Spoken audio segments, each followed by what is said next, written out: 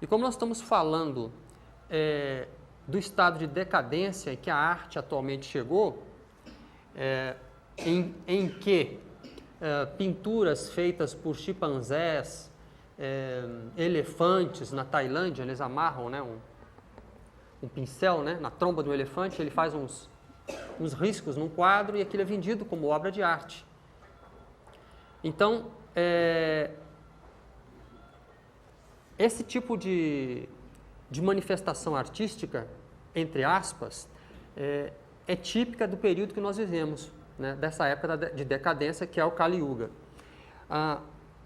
Originalmente, a música, por exemplo, ela era usada como meio de engrandecer o homem, de tentar aproximar o homem da divindade. Daí você tem toda a tecnologia dos mantras, né, dos cânticos devocionais indianos, os bhajans, dos cânticos sagrados sufis, do zikr. Só que, com o passar do tempo, né, houve uma decadência e você encontra já a música, ela já não começa mais a falar do divino, ela já não começa mais a apontar para o divino, ela começa a falar do amor humano, que muitas vezes é símbolo do amor divino, mas que depois isso entra também numa decadência e você tem uma música hoje comercial, né, com letras de duplo sentido, né, que são agressivas, que têm um duplo sentido, normalmente sexual ou sensual. E esse tipo de música, evidentemente, ele vai despertar o lado mais sensorial do ser humano. Ele vai despertar o lado que é governado pelos órgãos dos sentidos, pelos gnanendriyas.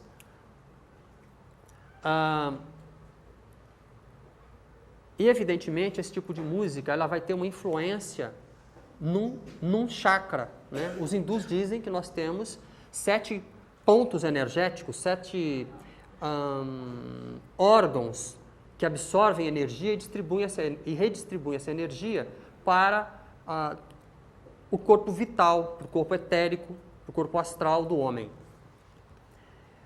Esse tipo de música que nós mencionamos, ele tem um efeito direto no chakra mais básico. Aí você tem uma representação do Muladhara Chakra. E ele tem vários elementos simbólicos, né? Como ele é o chakra mais baixo, ele é o chakra número 1, vamos dizer assim, você tem a figura, mais ou menos no centro, abaixo, você tem uma figura com cabeça de elefante, que é Ganesha, que é o deus que preside a abertura de qualquer ritual. Quando uma casa comercial vai ser inaugurada na Índia, quando um ritual vai ser inaugurado, o primeiro deus a ser invocado é Ganesha, ou Ganesh, ou Ganapati, né, que é o deus com cabeça de elefante.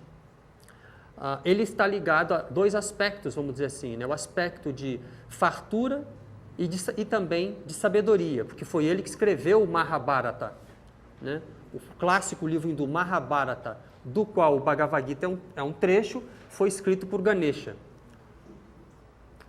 Logo acima da cabeça do Ganesha tem um triângulo, né, que é um símbolo feminino, um triângulo apontando para baixo, que é um símbolo da energia feminina, né, da Shakti, da deusa da energia feminina, e no centro tem uma pedra oval, não deve estar muito claro, mas tem uma pedra oval e tem uma serpente enrolada, né? E essa serpente enrolada é a energia vital, é a energia criadora aprisionada no chakra básico, no Muladhara Chakra, né? Que é Kundalini, a energia sexual.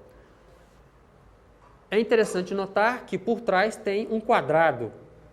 O quadrado é o símbolo da matéria, é o símbolo dos 4 elementos, né? Terra, água, fogo e ar. Então esse chakra ele está ligado basicamente ao elemento terra. Não é à toa que determinado tipo de música vai ter uma influência exatamente nesse chakra. Por quê? Esse tipo de música sensual, pesada, né, ele vai conduzir ele vai estimular todo aspecto sensorial, todo aspecto sensual. E esse chakra, como ele simbolicamente está representado, tem tudo a ver com o lado material, com o lado terra. Aqui você tem uma representação do mapa do Vastu Vidya. O que é Vastu Vidya? Vastu Vidya é a ciência de morar. O Vastu Vidya é o equivalente hindu do Feng Shui, Então você tem aí os pontos cardeais, você tem uma figura humanoide, vamos dizer assim, né, humana, e você tem os pontos cardeais. Esse mapa ele é aplicado em cima das construções, seja de templos, seja de casas, e a partir daí é determinado em que posições vai ser colocada a cozinha, né? Em que posições vai ter a sala de estar, os dormitórios. Ou seja, os hindus eles têm shastras, eles têm códigos de leis que determinam a posição de cada um dos elementos, tanto no templo quanto nas residências. Nós temos aí um jardim zen, né? Um jardim para o ocidental, né? Para a maioria dos ocidentais, a não ser as pessoas naturalmente familiarizadas, que possivelmente algumas, ou boa parte, né, das que a gente conhece até que estão presentes, ou que conhece a tradição zen, que conhece o budismo zen, se você falar num jardim de pedra e areia, as pessoas não vão entender nada, né? Como um jardim que não tem flor, como é possível isso, né? Então você tem aqui uma imagem de um jardim zen.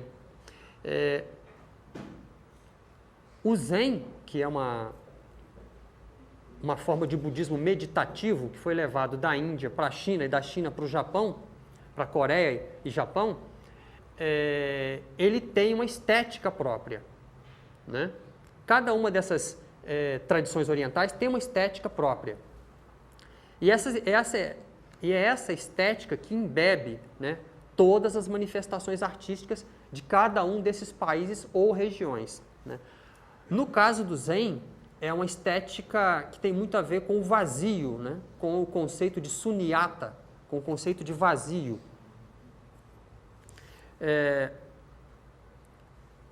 Você observa-se, né, que no Zen, por exemplo, você tem a caligrafia, a arte da caligrafia. E é uma arte que é feita com uma cor só. Se escreve, pinta-se com uma cor só, né?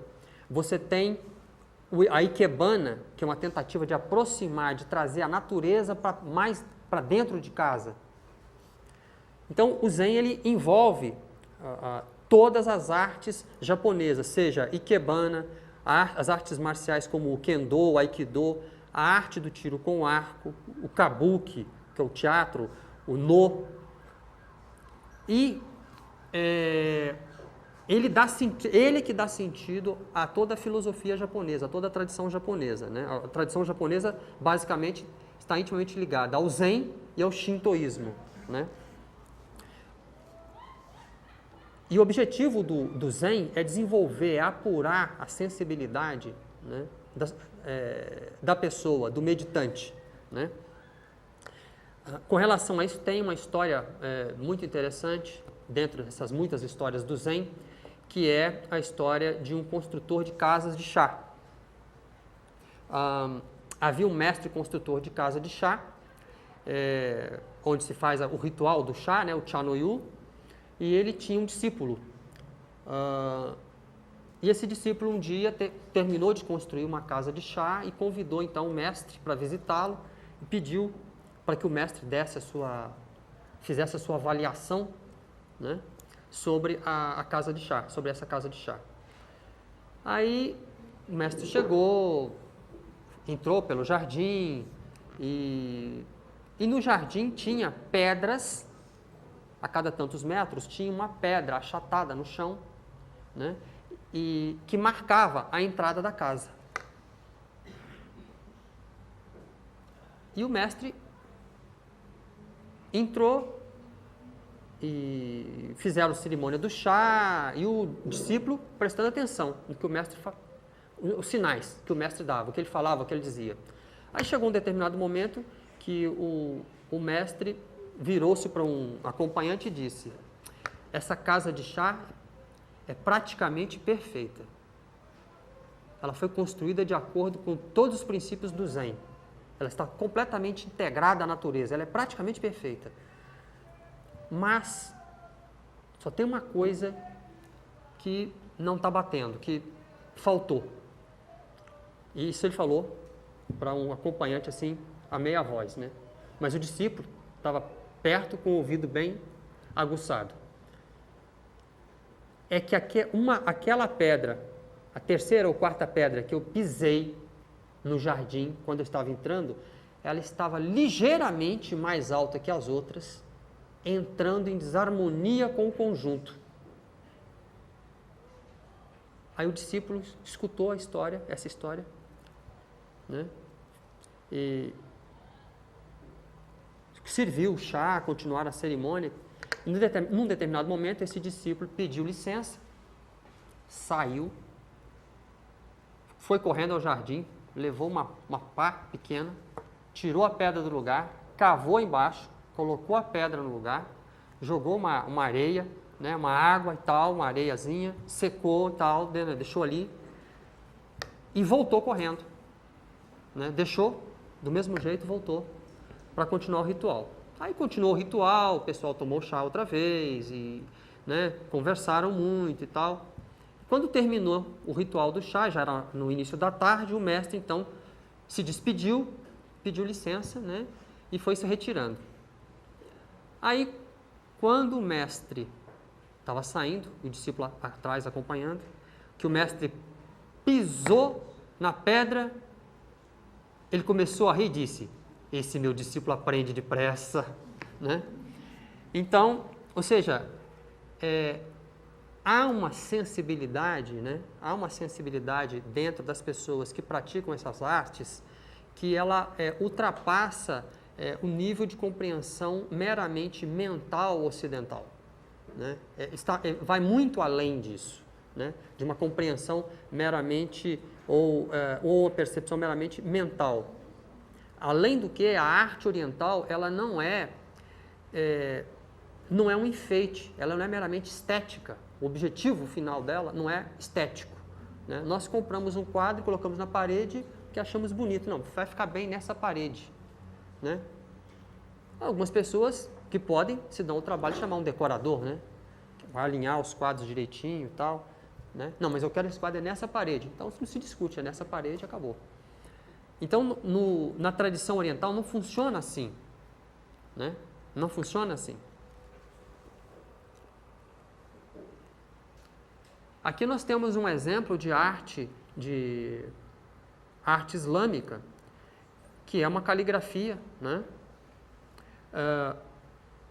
Cada povo, cada tradição tem as suas peculiaridades, e na tradição islâmica a representação de figuras humanas, exatamente para evitar o culto de personalidade, né? O culto de imagens, de personalidades, como isso é proibido dentro da tradição islâmica, eles desenvolveram, né, a arte da escrita, da caligrafia. Aí você tem, né,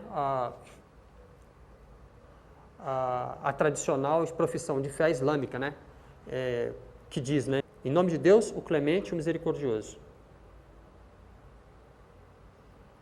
Que você tem um outro exemplo também, né, onde você tem a profissão de fé, né, que é não existe Deus a não ser Deus. E esse desenho é espelhado, né, percebe-se que é espelhado, e essas duas letras grandes embaixo, né, quer dizer ele em árabe, Hu. E aqui você tem uma pessoa numa postura de oração, só que feita também com caligrafia. Bom, agora nós já saltamos para uma outra tradição, voltamos, né, à tradição hindu. Voltamos à tradição hindu, onde você tem uma dançarina de Bharatanatyam, né, que é a tradicional arte hindu, a dança clássica hindu. O Bharatanatyam, a sociedade teosófica tem uma ligação muito interessante com o Bharatanatyam, com a dança clássica hindu, porque nós tivemos, dentro da Sociedade Teosófica, eu não sei se a senhora Rukmini Devi ainda é viva, estou vendo 2 dedos no fundo dizendo que não. Né? Que a senhora Rukmini Devi era uma pessoa muito interessada em divulgar a arte tradicional hindu, e em 1936 ela criou uma academia especializada em divulgar esse tipo de dança. A dança clássica hindu, ela tem todos os elementos da iconografia religiosa, porque ela respeita desde os movimentos, as posturas corporais, o rasta, que é a postura corporal, até os gestos, né? Você vê que a dançarina está executando aí um gesto, né? Que é um mudra, né? Que é um gesto. A arte tradicional hindu, ela qualifica cada um dos elementos, desde os gestos, a postura das mãos, desde as posturas das mãos, do corpo, né? Então ela qualifica, ela nomeia, ela qualifica cada um desses elementos. Né? E o Bharatanatyam, na verdade, é um teatro dançado, porque a dança, ela reproduz, ela mostra, ela conta uma história. É como se fosse vamos dizer que fosse uma ópera, né? Uma ópera dançada mesmo, né?